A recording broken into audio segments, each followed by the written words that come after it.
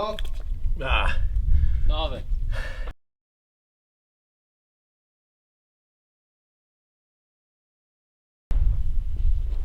Sono pronto. Via.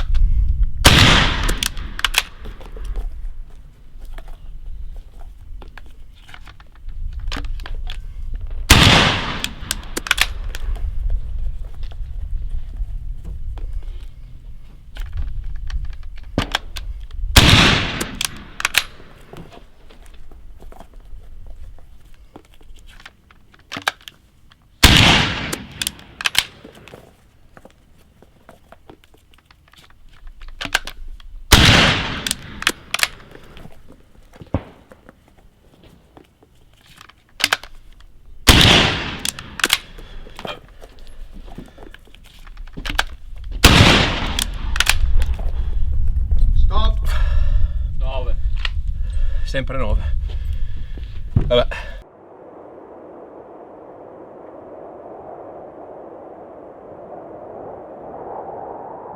Hi, Cook. Nice to see you at last. Thanks very much for participating in the series. It's really amazing that you could step up and fill some gaps. People keep on asking for more and more rifles in the series. So I need help, and you were there. So that's amazing. I had some fun. I had a lot of fun. So thank you, actually. Yeah. So this run with the Carcano, that was pretty amazing to see. First of all, because it's, I think for most people, quite a rare firearm to see.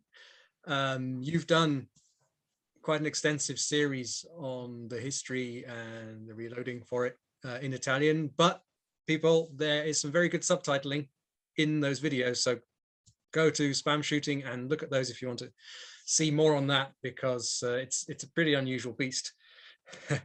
But I was impressed. How was it to run?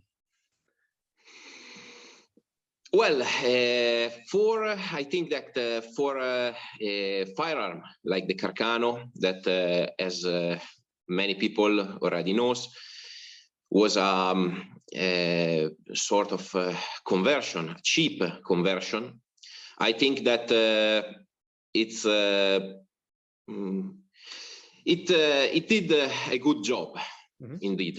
Yeah, I mean, it was in terms of numbers compared to me, 1 round more than I got with the Geyser. I think most of that is to do with the huge cocking knob on the back, which is really handy. Yes, the Carcano action is very well made in that sense. As you have seen, the Carcano is a very long, is a cumbersome weapon, even more than the Dry's infantry rifle. Their weight is nearly the same. So I'd say the difficulty in handling the two rifles is nearly the same. Because, yeah, I have to say, because you have a Geyser 41, don't you? I have a 41, yes. And I saw you use the M62 for your video. M62. The action length is the same. There's just the ceiling is a bit extra, but in handling it doesn't change anything. Is the same actually. But the Italian rifle, as you said, had some features that made the shooting a bit faster and easier.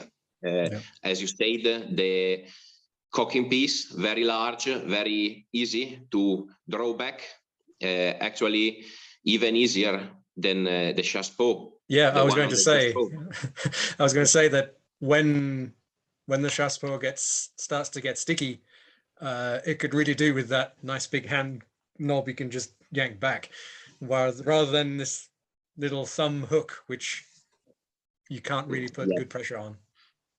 I actually used to have a chassepot, and I noticed that we had the same problem after some rounds, that the small cacking piece won't come back.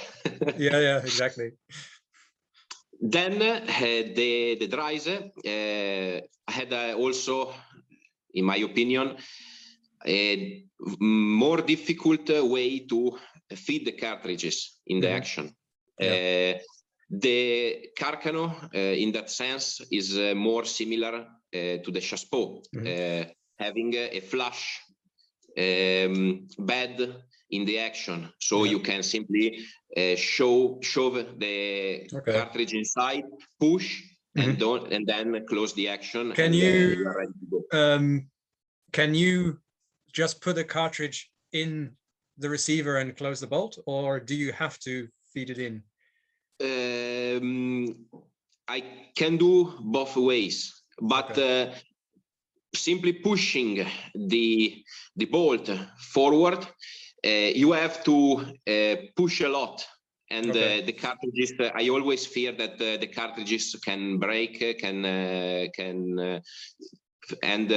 tear the cartridge, because the chassepot is designed expressly to just throw it in the receiver and close. The push. I think also the Carcano was the same, but actually you are actually faster to push with the thumb the cartridge inside, and then close the bolt when the cartridge is already in the chamber. Okay, interesting. I was thinking maybe you could have got maybe one shot off extra if you didn't have to carefully place it in. And if I can add something, as you if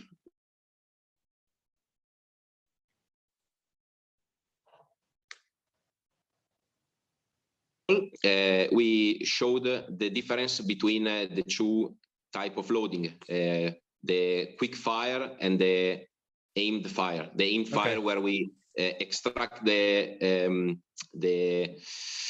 gasket of the cartridge, the self-sealing gasket of the cartridge. When we leave the gasket of the previous cartridge in the cartridge, harder, because the previous gasket needed to be forced inside the chamber. I think that when you are removing by hand the previous gasket, is very easier to simply close the bolt, to push a cartridge inside the chamber, using the force of the bolt. Yeah, I see. Yeah, cool. I think I seem to remember a myth. Was it said that Carcano we had 1 lira or something per rifle to convert? Yeah. Is there any truth to that? Yes, it's true. It's true, because at first they wanted to simply adapt the German system with that very pronounceable name, Baumgartner. Yeah. Yes, and with that system, the conversion cost was to be 15 liras. 15 liras. Then when they saw that the system was very difficult to adapt to the 1860 rifle, and Carcano showed his conversion, they said to him, just 10 liras, not okay, more. 10 lira. Okay. Yeah. Yeah. Nice. Now, in terms of actual use of the Carcano, where was this actually used? I mean, because it came out at a time when Italy was only just... Italy was just born.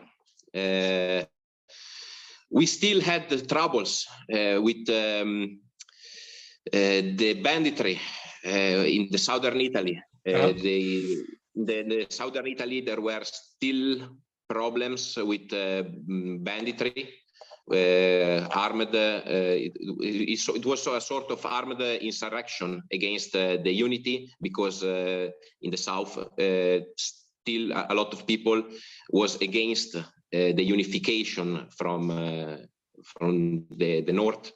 So it's like warlords or something. The Carcano actually saw a bit of action also in that contest.